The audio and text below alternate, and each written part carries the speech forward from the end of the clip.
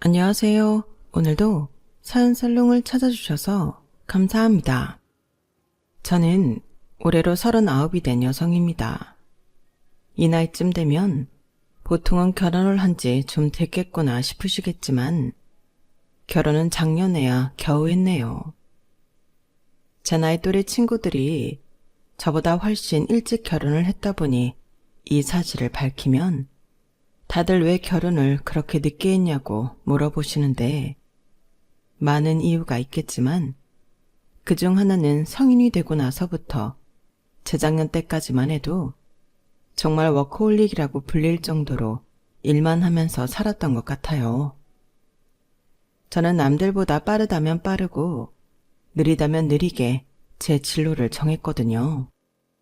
대학생 때 하고 싶은 것도 별다른 목표도 없이 오로지 가야 하니까 간 대학교에서는 어떤 수업을 들어도 등록금을 축낸다는 생각밖에 들지 않았어요. 그래서 신입생 시절 내내 고민만 하다가 어느 날 갑자기 이렇게 살아선 안 되겠다는 생각이 들어 돌연 자퇴를 하고 1년 동안 하고 싶은 걸 찾다가 선택한 게 개발자의 길이었어요. 어릴 때부터 게임 개발에 관심이 있었거든요. 남들보다는 좀 늦은 감이 있다는 생각은 했지만 그때부터 열심히 공부를 했어요. 학력이 학력이었다 보니 처음부터 좋은 곳에 취직한 건 아니었고 스타트업에 취직해 일을 시작했는데 어쩌다 보니 초창기 멤버가 되어서 회사를 키우느라 정말 고생을 많이 했어요. 그래도 힘들게 취직한 만큼 다른 곳에 가고 싶은 생각은 없었고 하루하루 회사와 같이 성장하는 느낌이 성취감도 들고 좋더라고요. 그러다 보니 제 개인적인 시간을 가질 시간은 적었고 회사 일에 많은 시간을 투자하게 됐어요. 자연히 연애를 할 시간은 없었고 대신 성과를 어느 정도 올리게 되니 대표님과 사이가 돈독해졌어요. 회사가 어느 정도 크고 나서는 새로운 사업 확장을 추진하게 됐는데 어느 날 대표님이 그 사업의 리더로 저를 추천하셨죠. 윤 팀장이 맡아서 해보는 건 어때? 제가요? 능력 있고 사람들도 잘 따르잖아. 열정도 있고. 왜? 갑작스러워? 감사합니다, 대표님. 맡겨주시면 열심히 하겠습니다. 아니, 잘하겠습니다. 역시 윤 팀장이야. 대답부터가 다르다니까. 대표님이 맡긴 건 당시 유행하던 10대에서 30대 타겟의 심리 테스트 컨텐츠였는데 평소 저도 관심 있던 분야라서 일을 맡게 되니 그동안 해왔던 일보다 더 재밌더라고요. 노력하는 사람도 즐기는 사람은 못 이긴다고 팀원들과 협업하여 재미있는 컨텐츠를 고민하고 개발하다 보니 어느새 사람들이 이름만 들으면 다 알 정도로 인지도가 생겼어요. 광고가 많이 붙으면서 수익이 극대화됐고 회사에서는 저희 팀의 성과를 높게 쳐줘서 30 중반에 임원직까지 오르게 됐네요. 물론 제가 남들보다 일을 일찍 시작해 연차가 높고 회사가 스타트업인데다 창립 멤버라 가능한 직급이긴 했지만 그래도 드물게 고속 승진을 했다는 사실에 참 감격스럽고 뿌듯했어요. 하지만 반면 임직원에 올라간 후에 문득 제 삶을 돌이켜보니 주변 사람들은 모두 결혼을 하고 제2의 인생의 시작점에 서 있더라고요. 그동안 저도 짝을 찾고 결혼을 하려는 생각이 없었던 건 아니었지만 확실히 마음의 여유가 없었던 것 같아요. 항상 애인보다는 일이 1순위였고 저는 그게 당연하다고 생각했어요. 인생을 함께할 동반자도 중요하지만 우선 제 인생을 제가 책임질 수 있어야 모든 외부적인 것들로부터 독립할 수 있다 믿었거든요. 그런데 막상 어느 위치까지 올라가 보고 나니 외로운 느낌이 들더라고요. 예전에는 저에게 사람도 좀 잘 만나고 결혼도 슬슬 생각해보라고 했던 친구들은 정신 차려보니 다들 아이 낳고 자신의 가정을 꾸려 충실하고 안정된 삶을 살고 있었어요. 어머, 화영이 언제 이렇게 컸어? 시간 참 빠르다. 그치, 이제 막 걸어다니고 말도 한다. 요즘 난 진짜 애 보는 맛으로 살아. 남편도 그래. 우리 애 안 낳았으면 어쩔 뻔했냐고. 이런 행복을 모르고 살았을 걸 생각하면 아찔하다니까. 친구들이 아이를 낳고 남편과 행복하게 살고 있는 모습을 보니 참 부끄러웠고, 그동안 열심히 해서 이룬 것들은 많지만 그 이룬 걸 함께 나눌 사람이 없다는 게 씁쓸하더라고요.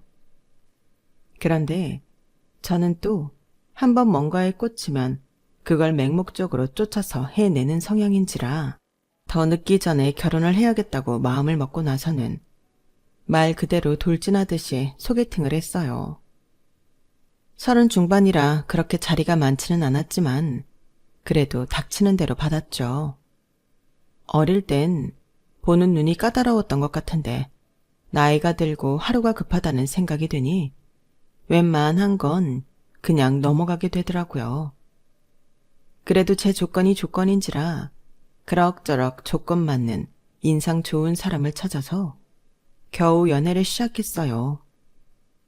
20대 때처럼 뜨거운 사랑은 아니었어도 무난하고 평탄하게 만날만 하더라고요. 만나다 보니 사람도 좋아졌고요. 상대방도 저랑 동갑이다 보니 결혼이 급하기는 마찬가지인 나이라 반년 정도 연애하고 나서는 속전속결로 결혼 준비까지 시작했네요. 결혼 준비할 때 얼핏 남편 쪽은 꽤나 사는 집안인데 저희 집이 평범한 공무원 집안이라서 시댁 쪽에서 그다지 탐탁치 않아 한다는 느낌을 받긴 했어요. 하지만 저에게 직접적으로 무안을 주거나 폭언을 하는 일은 없어서 괜찮겠거니 하고 넘어갔죠. 양가 인사를 갔을 때도 상견례를 했을 때도 살갑게 대해주진 않으셨지만 싫다고 싫은 티를 내시는 것도 아니라서 저도 시부모님에 대해서는 마냥 어색한 사이 그 이상도 이하의 느낌도 없었어요. 당장 제 옆에 괜찮은 사람이 있는데 사소한 이유 하나하나 따져가며 더 이상 결혼을 미루고 싶지 않다는 마음 하나 뿐이었죠. 지금 와서야 하는 생각이지만 그때 제가 상황이 그렇게 급하지 않았다면, 또 제가 목표가 생기면 경주마처럼 달리는 성향이 아니었더라면 시부모님에 대해 어느 정도는 미리 눈치챌 수 있었을까 싶은 생각이 드네요. 나중에 생각해보니 아주 사사하다고 생각했던 말투나 습관들이 온통 제가 며느리로 마음에 안 든다고 티를 팍팍 냈던 것처럼 느껴지더라고요. 하지만 그걸 실제로 처음 와닿게 느꼈던 건 유감스럽게도 결혼식 당일날이었어요. 와, 수영아, 진짜 예쁘다. 완전 공주님이네? 그러니까 나도 얘 맨날 일에 찌들어 있는 모습만 보다가 이렇게 작정하고 꾸민 거 보니까 너무 새롭네. 너 내 친구 맞지? 야, 평소에도 이 정도까진 아니더라도 좀 꾸미고 다녀라. 사람이 너무 화사해. 내가 말했잖아. 얘가 꾸미면 이쁜 이목구비라니까? 고마워 얘들아. 나이 다 들고 결혼해서 자신감이 좀 없었는데 니네 덕분에 다 회복되네. 먼 길 와줘서 고마워. 당연히 와야지. 너 이쁜 거 보니까 피로가 싹 날아간다. 친구들과 하하호호 웃고 사진을 찍다 보니 시간이 후딱 가더군요. 친구들이 떠나가고 잠깐 시간이 빈 틈을 타 어머님이 다가오시더라고요. 네 친구들이니? 네, 어머님. 네 친구들은 대학은 다들 나왔고? 네? 네. 갑작스러운 질문에 어안이 벙벙해졌어요. 네 친구들 대학 나왔냐는 얘기가 결혼식 당일날 신부가 들을 만한 질문은 아니잖아요. 이런 얘기를 들으면 바로 받아치지 뭐했냐는 소리 나오시겠지만 막상 당해보면 너무 어이가 없고 무슨 상황인지 바로 상황 파악이 안 돼서 머릿속이 새하얘지더라고요. 그래서 저도 대처를 한 박자 늦게 했어요. 어머님, 근데 갑자기 그건 왜요? 아니, 너만 대학 안 나온 건가 해서. 그러니까 그게 왜 궁금하신 건데요? 뭐? 얘 좀 봐라. CM이가 좀 물어볼 수도 있지. 뭘 그렇게 예민하게 되묻고 그래? 네 친구들은 너랑 다르게 세련돼 보여서 그런다. 네? 지들이 더 세련되게 하고 와서는 촌스러운 웨딩드레스 입은 친구 보고 홍준이 어쩌니 하는 거 보니까 좀 이상해 보이잖니. 쟤네도 대학을 안 나와서 안목이 없는 건가 했는데 옷차림을 보면 또 그런 것 같지는 않고 그래서 물어본 건데 왜? 내가 못할 질문했니? 아, 어머님. 순간 머리 끝까지 화가 차올랐다가 금방 식혔어요. 어머님이 저에게 그렇게 적대적인 태도를 보인 것도 여태껏 처음이었고 여기서 화를 냈다가는 저만 손해라는 사실을 누구보다 잘 알았으니까요. 지금 생각해도 그 대처는 현명했던 것 같네요. 결혼식 당일날 신부 대기실에서 시모와 싸우고 있는 신부의 모습이라니 생각만 해도 너무 끔찍하지 않나요? 아무튼 욱하는 위기는 잘 넘겼지만 그렇다고 제 기분이 나아질 리는 없었어요. 어머님이 이런 분인지조차 몰랐거든요. 결혼 준비하면서 어머님을 자주 뵙지 못하긴 했어요. 결혼 준비를 남들보다 좀 급하게 하다 보니 시간이 촉박하기도 했지만요. 제가 결혼식 당일 전까지 어머님을 뵌 건 딱 3번이었어요. 양가 부모님 인사드리러 갈 때와 상견례 때, 그리고 웨딩드레스를 고르러 갈 때요. 원래는 친정 엄마께서 꼭 따라오고 싶다고 하셨었는데 갑작스럽게 시어머니가 오신다고 하셔서 조금 불편하게 느끼신 친정 엄마께서 안 오시게 됐고 저랑 남편 그리고 시어머니 셋이서 웨딩드레스 투어를 가게 됐어요.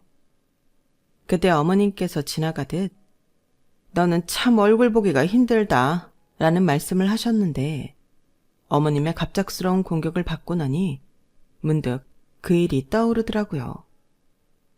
그땐 솔직히 드레스에 정신이 팔려있기도 했고 그 후로 별 말씀 없으셔서 그렇게 어물쩡 지나갔었어요. 그걸 잘 넘기고 나서가 진짜 문제였죠. 드레스 몇 벌 입어보고 그중에 마음에 드는 걸 추려내는 과정에서 어머님과 약간의 충돌이 있었어요. 예비 신부라면 다들 웨딩드레스 로망은 하나씩 있으실 텐데 제 로망은 팔뚝이 드러나는 튜브탑 드레스였어요. 그 드레스에 잘 어울리는 몸을 만들기 위해서 드레스 투어 전날까지도 열심히 상체 운동과 팔뚝 운동을 했을 정도로 저에게는 정말 꼭 입고 싶은 드레스였죠. 누군가는 드레스 많은데 꼭 그 디자인이어야 하나 할 수도 있겠지만 그동안 이날만을 위해 운동해온 만큼 저는 꼭 입고 싶었어요. 고생한 보람있게 입었을 때 아주 예쁘게 잘 맞더라고요. 남편 반응도 제일 좋았고요. 와, 여보, 진짜 너무 잘 어울린다. 다른 것도 예쁜데 이게 딱 당신 드레스 같아. 그치, 이걸로 할까? 나도 이것보다 더 마음에 드는 드레스는 없을 것 같은데. 좋지, 잘 어울리는데. 당신 마음에 제일 드는 걸로 해야지. 더 볼 필요 뭐 있어. 이걸로 할게요. 직원분께 이야기를 하고 갈아입으려는데 한쪽 구정에서 뭐가 그리 못마땅한지 표정을 구기고 있던 시어머니께서 갑자기 허겁지겁 달려오시더라고요. 뭐야? 설마 이걸로 하려고? 네? 네. 왜 그러세요? 드레스가 이게 뭐냐? 입어보는 거야 자유니까 가만히 있었더니 성숙한 거 남사스러운 거 구분도 못하고 요즘 애들 안 그래도 어깨 다 까진 드레스 입는 것도 꼴 보기 싫어 죽겠던데 넌 하물며 소매는커녕 어깨끈도 없는 이런 요사스러운 드레스를 입겠다는 거야? 네? 어머님, 이거 요즘 유행하는 드레스예요. 별로 요사스러운 것도 아니고 남사스러운 것도 아니고 그냥 평범한 디자인이에요. 반팔 드레스보다야 노출이 좀 있다고 느끼실 수 있겠지만 특별히 가슴 쪽이 파인 것도 아니고 그냥 신부들이 많이 입는 스타일이에요. 많이 입기는? 너 내 나이가 되면 결혼식을 얼마나 많이 가는 줄 알기나 하고 하는 말이니? 이렇게 아무것도 없는 드레스 입고 결혼하겠다는 사람은 처음 본다. 예, 이럴 거면 이불로 몸을 둘둘 감싸고 결혼하지 그러니? 별로 다를 것도 없어 보이는데. 엄마, 무슨 말씀을 그렇게 하세요. 예쁘기만 한데. 너는 네 마누라니까 이뻐 보이겠지.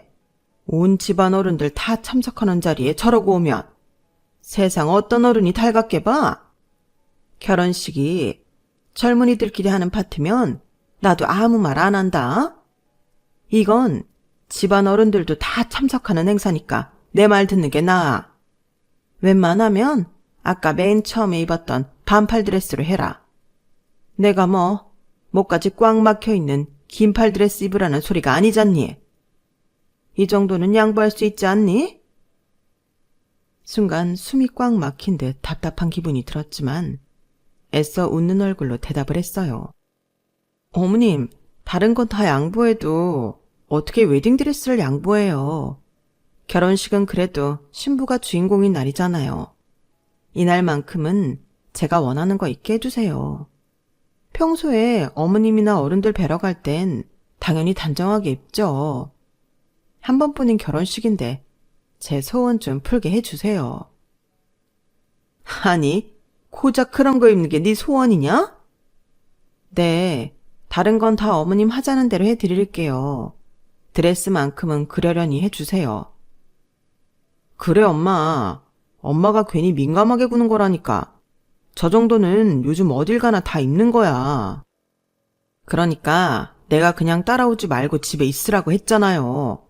오면 괜히 이리저리 간섭하고 싶지. 엄마 때문에 장모님은 딸 드레스 여러 벌 입어보는 거 구경도 못 하셨는데 원하는 드레스도 못 입게 하면 되나. 다행히 남편이 제 편을 잘 들어줘서 큰 갈등은 없었어요. 어머님은 남편의 말에 심기가 불편한 듯 헛기침 몇 번 하시고는 마음대로 해라. 마음대로들 해. 하고는 자리를 뜨셨거든요. 그렇게 가버리시니 제 마음이 편하진 않았지만 자신이 알아서 잘 달래보겠다는 남편의 말에 더는 신경을 쓰지 않았고 그 뒤로 결혼식 날 뵙게 된 거였어요.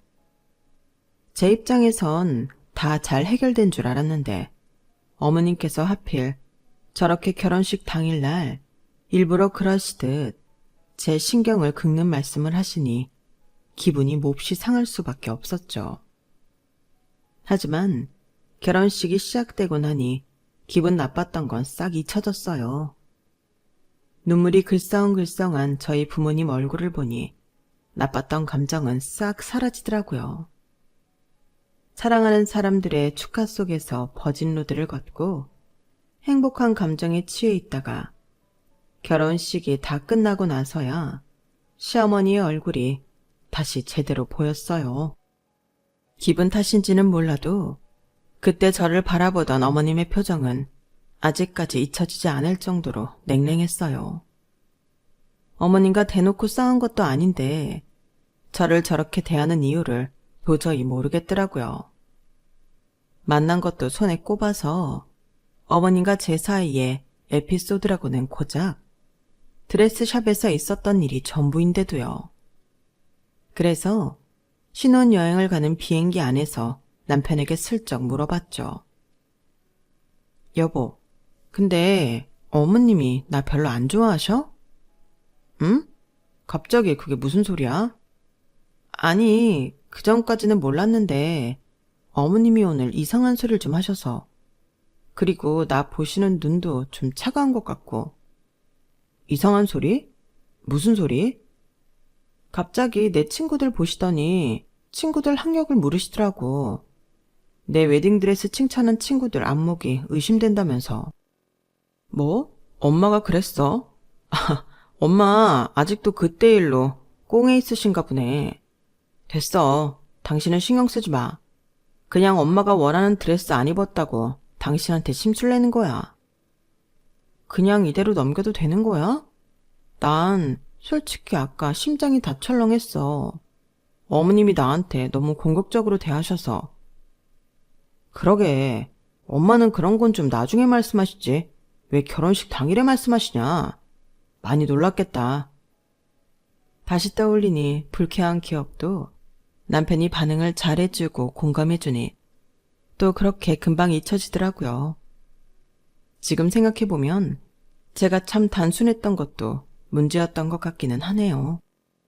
시어머니가 이상하다는 생각을 하기는 했지만 그때도 그렇게 심각하게 생각하지는 않았어요. 남편 말대로 그냥 잠깐의 심술이라고 생각을 했죠. 하지만 어머님은 제 어떤 점이 그렇게 마음에 안 드셨던 건지 결혼 생활이 본격적으로 시작되자마자 안 하시던 연락이 잦아지셨어요. 문제는 그 연락이 대부분 보통은 한참 자고 있을 새벽에 이뤄진다는 거였어요. 남편 말로는 어머님이 엄청난 아침형이라고 하더라고요. 새벽 4시에서 5시 사이에 전화가 오니 정말 미치겠더라고요. 게다가 전화 내용도 대부분은 시댁에 일하러 오라는 내용이었어요. 하루는 목요일 새벽에 연락이 와서 2일도 채 안 남은 시점에 이렇게 말씀하시더라고요. 예, 주말에 쉬지? 이번 주말에 김장할 거니까 11시까지 우리 집으로 와라. 어머님, 저 주말에 선약이 있어서요. 이제 막 잠에서 깨서 비몽사몽한 상태로 김장을 오라고 하니 거절은 해야겠고 머리가 안 굴러가서 적당한 핑계를 찾기가 어려워 선약 핑계를 댔더니 갑자기 어머님께서 호통을 치시며 노발대발 하셨어요. 뭐라고? 아니, 결혼한 여자가 어딜 주말에 약속을 잡아, 약속을 잡기는. 결혼을 했으면 첫째로 가정에 충실하고 두 번째로는 시댁에 충실해야지. 그깟 선약이 중요해. 토요일에 니네 형님들은 전부 다 참석한다. 설마 너만 쏙 빠질 생각은 아니지? 그렇게까지 말씀하시니 졸음 기운에 더 거절하기가 어려워서 일단은 알겠다고 했어요. 사실 선약은 없었고 그 주 내내 일에 시달리느라 토요일에 김장까지 하러 갈 엄두가 안 났었거든요. 그래서 거절을 하려고 했던 건데 형님들은 다 오신다고 하고 이렇다 할 명분이 없으니 울며 겨자 먹기로 나갈 수밖에 없겠더라고요. 그런데 막상 당일이 다가오니 약간 억울한 생각도 들더라고요. 너는 애가 손이 왜 이렇게 느려? 집안일 한 번도 안 해봤니? 니네 형님들 좀 봐라. 얘네가 세 포기 할 동안 한 포기 붙잡고 있는 게 말이 되니? 하기 싫은 티 내는 거야. 어머님, 막내 동서가 아직 일이 익숙치 않아 그래요. 하다 보면 속력이 붙겠죠. 처음이니까 너무 다그치지 마시고 봐주세요. 첫째 형님께서 저를 나무라시는 시어머님을 진정시켜 주시는데 속에서 뭔가 울컥하더라고요. 저희 남편은 삼형제 중 막내여서 제 위로 2명의 형님이 계셨는데 2분 다 전업주부셨거든요. 결혼한 지도 오래되셨고 집안일이나 요리 등의 가사일이 저보다 훨씬 능숙하실 수밖에 없었어요. 솔직히 말하면 저는 20대를 전부 일에 열정을 쏟아붓느라 집에서 할 줄 아는 일은 많지 않았고 결혼하고 나서도 하나하나 부딪히며 배운다는 느낌으로 하고 있었거든요. 김장도 저희 집에서는 잘 안 해먹고 사먹는 분위기라 경험이 많이 없어서 당연히 형님들과 속도 차이가 날 수밖에 없다는 생각이 들었어요. 그런데 마치 저를 쓸모없는 사람을 취급하시는 걸 보니 문득 서럽더라고요. 그래도 결혼을 했으면 여자가 일을 이 정도는 할 줄 알아야지. 어디 가서 저렇게 일하고 오면 욕먹는다. 막내 똥처는 회사 일을 하잖아요. 그동안 집안일 배울 시간이 없었을 거예요. 저희가 더 빨리 하면 되죠. 안 그래, 동서? 감사하게도 형님들께서 저를 열심히 보호해 주셨지만 어머님께는 딱히 씨알도 먹히지 않는 듯 했어요. 어머님은 제가 일하는 내내 옆에 붙어서 갈구셨고 마지막에 김장한다고 고생했다고 삶은 수육도 제 접시에는 콩알만큼만 덜어주시더라고요. 고생들 했다. 고생한 만큼 담았으니까 열심히 일한 사람은 많이 먹고 적게 일한 사람은 적게 먹어라. 원래 그게 맞는 거야. 순간 저도 모르게 표정이 어두워졌지만 형님들이 어색한 미소로 분위기를 적당히 넘긴 뒤 어머님이 보시지 않는 틈을 타 저에게 고기를 더 덜어주시더라고요. 너무 맛있다. 그치, 동서? 고생했으니까 많이 먹어. 어머님이 좀 괴팍하시지? 동서가 좀 그러려니 하고 이해해. 어머님 원래 저러세요? 저는 솔직히 너무 당황스러워서요. 그러게, 동서는 직장인이니까 우리보다 못하는 게 당연한데. 우리도 사실은 시집 처음 왔을 때 일 못해서 어머님한테 엄청 혼나면서 배웠어. 우리 둘은 시집 온 시기가 거의 비슷해서 같이 혼나면서 배웠다지만 동서는 전업주부가 아니니까 딱히 그럴 필요도 없을 것 같은데 왜 그러실까?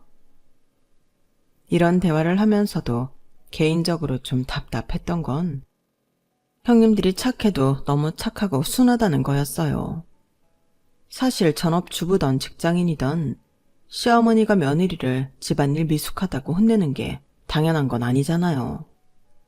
좋게 말하면 긍정적인 걸 수는 있지만 형님들은 어차피 배워두면 좋은 거다 생각하고 어머님의 갈굼을 함께 견뎌오신 것 같더라고요. 두 형님들께서 그렇게 견뎌내셨으니 어머님 입장에선 제 태도가 반항적이라고 느끼실 수도 있겠다는 생각은 들더라고요. 그렇다고 저는 형님들처럼 부당한 대우를 가만히 견디고 싶지는 않았어요. 수유까진 어찌저찌 형님들의 달램을 통해 넘어갔는데 어머님께서는 마지막 집에 갈 때까지 저에 대한 차별을 멈추지 않으시더라고요. 자, 너는 느릿느릿해서 많이 못했으니까 한 포기만 가져가라. 저희가 그날 김장을 정말 꽤 많이 했거든요.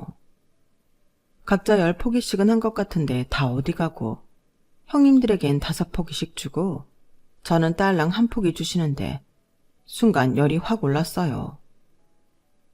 어머님, 제가 형님들에 비해서 빨리 일을 못한 건 맞지만 딸랑 한 포기 가져갈 정도로 일을 못하진 않았잖아요. 제가 한 것만 해도 8포기 정도는 될 텐데 어떻게 손 느리다고 딸랑 한 포기만 주세요. 이거 저만 먹는 것도 아니고 어머님 막내 아들도 같이 먹는 거예요. 뭐? 그러게 누가 일을 그렇게 느리게 하래? 자기가 일을 못해놓고 누구 탓을 하는 거야? 그래놓고 감히 내 아들들 먹여? 내 아들 잘 먹이고 싶었으면 네가 뼈 빠지게 일을 했었어야지.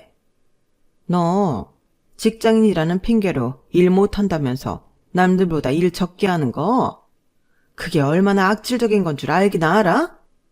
형님들이 가만히 이해해주고 있으니까 그게 진짜 당연한 건 줄 알아? 까불지 말고 주는 대로 받아. 참, 그렇게까지 말씀하시는데 더 우겨서 받아내기도 치사하고 옆에서 곤란해하며 말리시는 형님들 생각하니 더 감정 상하고 싶지 않아서 관뒀어요. 그냥 다음부터는 오지 말아야겠다는 생각뿐이었죠. 하지만 어머님은 이런 식으로 하루 또는 이틀 전 새벽에 일방적인 통보로 시댁에 집합시키는 일이 점점 잦아지셨어요. 하루는 김장, 하루는 대청소, 하루는 집안 수리 등등 핑계는 셀 수도 없이 다양하더라고요. 형님들 다 오는데 설만 너만 안 올 거냐는 압박 때문에 몇 번 더 참석했지만 저도 회사 일이 바빠지는 시즌이 다가오니 더 이상은 무리해서 나가고 싶지 않더라고요. 어머님, 죄송하지만 저 이번엔 정말로 못 갈 것 같아요. 그리고 웬만하면 점심시간 때쯤 연락해 주시면 좋겠어요. 저는 이때 전화를 받으면 너무 일찍 깨서 일할 때 너무 힘이 들어요. 부탁 좀 드릴게요. 뭐? 내 살다 너처럼 회사 다닌다고 유세 떠는 인간은 처음 본다. 형님들은 이 시간에 전화 받을 거 다 받고도 찍소리를 안 하는데 혼자 뭐? 점심시간 때 연락을 하라고? 내가 며느리한테 할 말이 있다는데 시간까지 확인해가면서 눈치 보고 말해야 돼? 그게 아니라요, 어머님. 그 시간에 다른 분한테 전화를 해보세요. 받으시나. 며느리들이니까 이 시간에 전화해도 받는 거죠. 아니면 저 말고 남편한테 전화해서 전달해 주세요. 아들이니까 더 편하실 거 아니에요. 너는 대체 예뻐할 구석을 눈 씻고 찾아볼 래도 없다. 평생 보고 살 거 말이라도 좀 예쁘게 하면 덧나니? 그냥 너한테 연락하지 말라 이거니? 나도 너 와서 일조차 똑바로 안 하는 거 보면 내 속이 다 터지고 꼴도 보기 싫은데. 그렇다고 소외시키기도 그래서 부르는 거야. 내가 뭐 너 예뻐서 부르는 줄 알아? 정말 새벽에 그런 폭언들을 들으니 저도 이성이 확 날아가더라고요. 차라리 어머님과 대판 싸우고 연을 끊는 한이 있더라도 할 말은 해야겠다 싶은 생각이 확 들었어요. 네, 어머님. 그러면 저 안 부르시는 게 어머님한테도 좋으시겠네요. 저도 어머님 속이 그렇게 썩으신다는데 굳이 얼굴 비춰서 어머님 힘들게 해드리고 싶진 않아서요. 아쉽지만 어쩔 수 없죠. 집안 행사 있을 때만 나갈게요. 너는 지금 그걸 말이라고 해? 기가 막혀. 얘가 아침부터 시엠이 혈압을 확 올리네. 그래, 너 잘났다. 너 집안 행사 때 놓을 필요 없다. 한 번이라도 우리 집에 오기만 해봐. 내가 가만 안 둘 테니까. 네, 어머님. 건강하시고 행복하세요. 짜증이 나서 저 말만 하고 확 끊어버렸어요. 그 뒤로 어머님께 전화가 몇 통 더 왔는데 차단해버렸네요. 이래도 되나 싶은데 저도 업무 스트레스가 과다한 상태에 잠도 부족한데 새벽 4시에 저런 전화를 받고 있으니 감정 조절이 잘 안 되더라고요. 꼭 전해 들어야 할 이야기가 있으면 남편이 해주겠지 싶어서 별로 걱정은 없었어요. 남편은 제가 이렇게 괴롭힘 당하는 동안 뭘 하고 있었나 싶으시겠지만 남편에게 따로 말을 못한 이유가 있기는 했어요.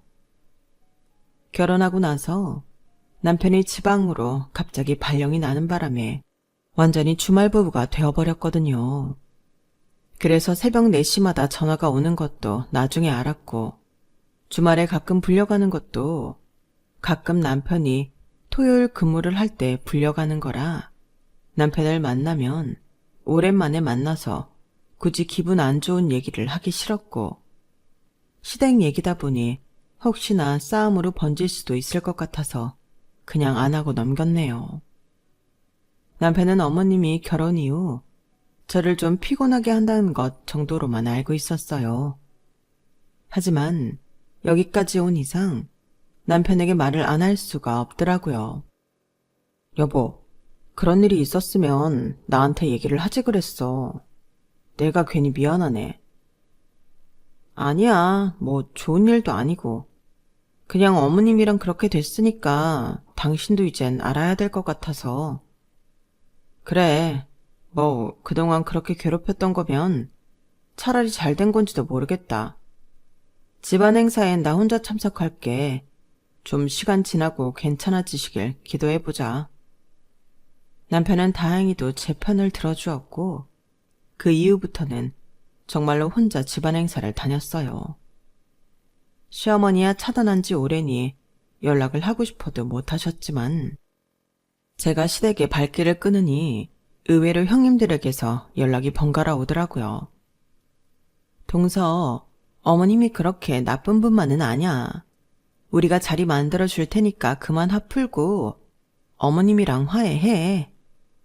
그래, 남편이랑 관계도 있는데 시댁 그렇게 너무 모르쇠해도 부부 사이에 좋지 않아. 동서가 한번 져준다 생각하고 시댁 와주면 나머지는 우리가 알아서 다 해줄게. 시어머니랑 평생 담 쌓고 살 수는 없잖아.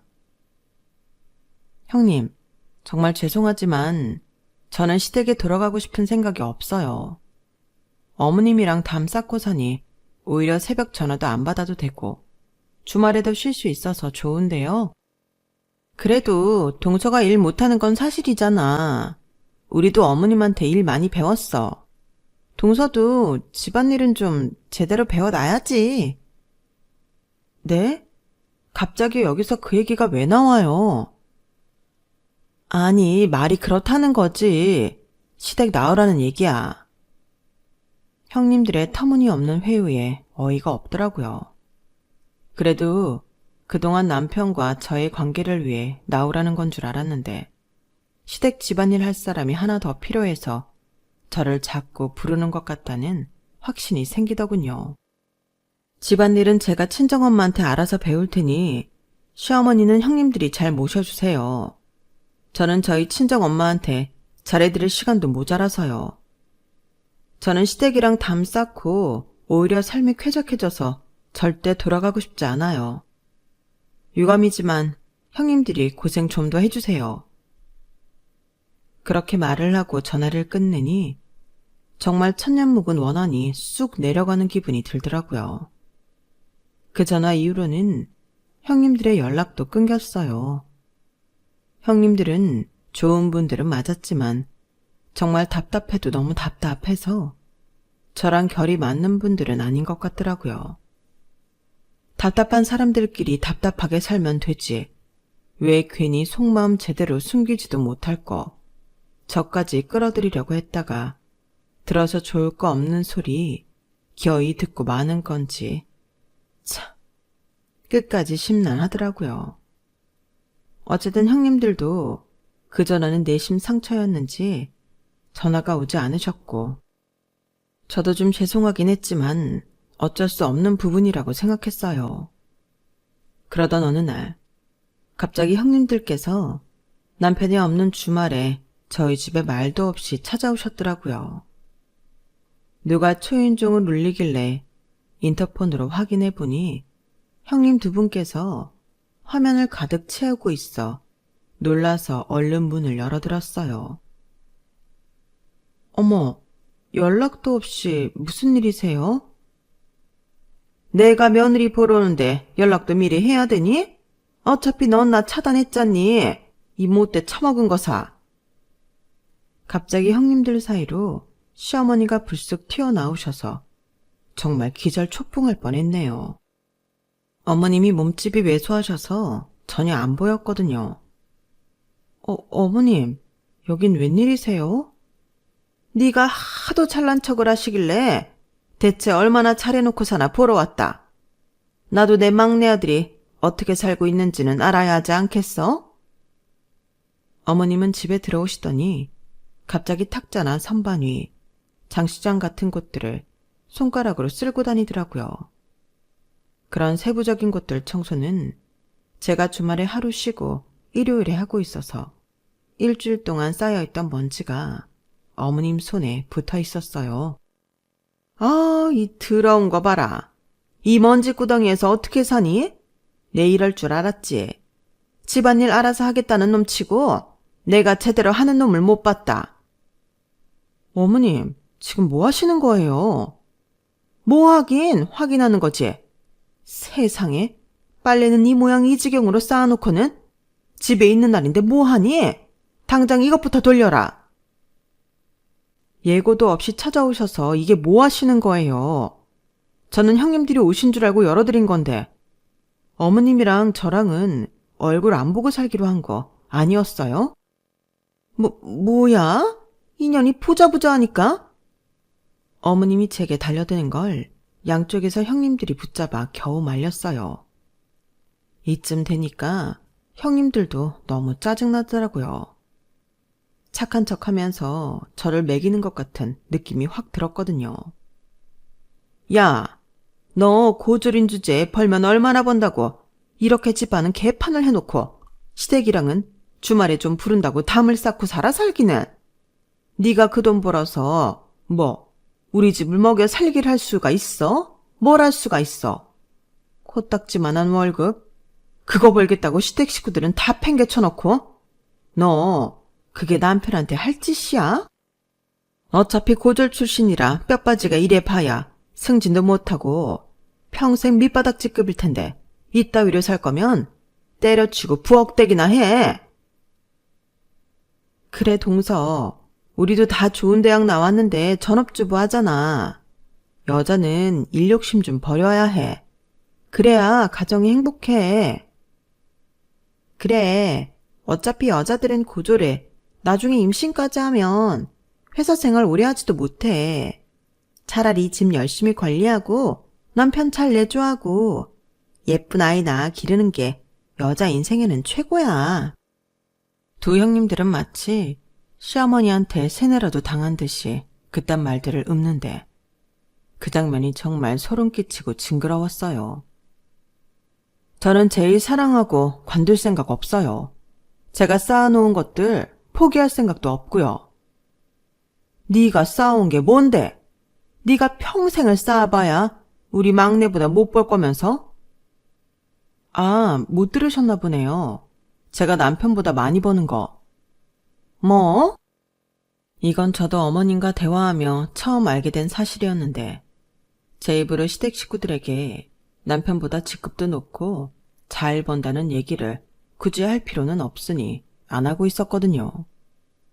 그래도 어느 정도 제 경제 상황에 대해서는 알고 계실 줄 알았는데 남편도 따로 이야기는 안 한 모양이었어요. 어쩐지 벌어오는 돈이 얼마고 제 연차의 직급이 얼만데 주구장창 고졸 타령만 해서 어이가 없었는데 저를 그렇게 무시 못해서 안달난 이유를 알겠더라고요. 이렇게 연 끄는 마당에도 다짜고짜 집에 찾아와서 사랑 기분을 기어이 망쳐놓는 꼴을 보니 다시는 그런 소리 못하게 한번 콧대를 뭉개놔야겠다는 생각이 들었어요. 뭐? 네가 막내보다 많이 벌어? 어이가 없어서. 막내는 너보다 훨씬 버젓한 대학 나와서 정석 코스 밟은 애야. 너 뭐 어디 연봉 1억은 받고 얘기하니? 그것도 못 받으면 사람이 아니지. 연봉 1억이요? 됐고요. 보여드릴 게 있으니 따라오기나 하세요. 저는 어리둥절한 형님들과 시어머니를 태우고 회사에 갔어요. 한참 바쁜 시기라 출근해서 일을 하고 있던 직원들이 몇 있어서 저를 보고는 깜짝 놀라더라고요. 본부장님, 주말에 웬일이세요? 본부장? 회사가 파격적으로 성장해 사옥도 새로 지었던 덕분에 때깔도 좋았고 제가 일하는 방을 따로 보여주니 시댁 식구들이 그야말로 사색이 되더군요. 책상 위에 떡하니 제 이름 3글자가 새겨진 명패와 본부장 직함 확인을 하고는 3분 다 꿀먹은 벙어리가 됐어요. 본부장이면 직급이 얼마나 높은 건진 알고 계시는 거죠. 뭐 제가 남편보다 못 벌 것 같다고요? 남편은 고작 해봐야 이제 차장인데 차장이랑 본부장 차이가 얼마나 나는지는 아세요? 아, 3분 다 회사를 안 다녀보셔서 모르시려나? 본부장이면 많이 벌기는 하겠네요, 어머님. 그러게요. 나는 동서가 하도 검소하게 다녀서 회사에서 이렇게 높은 직급일 줄은 몰랐네. 이 정도 직급이면 계속 다닌 게 맞지. 우리가 오해를 했네. 형님들은 찍소리도 못하고 제 눈치만 살살 보고 있는 와중에도 어머님은 꽤나 자존심이 상하셨는지 입을 꾹 다물고 계시더라고요. 어머님, 저 여기 그만두면요. 어머님 막내 아들 뼈 빠지게 고생해야 돼요. 어머님 아들이 편하게 사는 게 다 제가 열심히 일해서 그래요. 저 그만두면 남편이 가끔 갖다 드리는 목돈도 없어지는 거예요. 이제 아시겠죠? 그래, 뭐 생각보단 제법 하고 사는구나. 그럼 저 여기 계속 다녀도 되겠죠? 방해 안 하실 거죠? 그래. 고졸이라고 무시도 안 하실 거고요. 그래, 알았다. 알겠다고. 어머님은 갑자기 역정을 내시더니 방을 휙 나가버리셨어요. 남아있는 형님들은 서로 어색하게 바라보더니 어머님을 붙잡는 신용을 하러 급하게 나가더군요.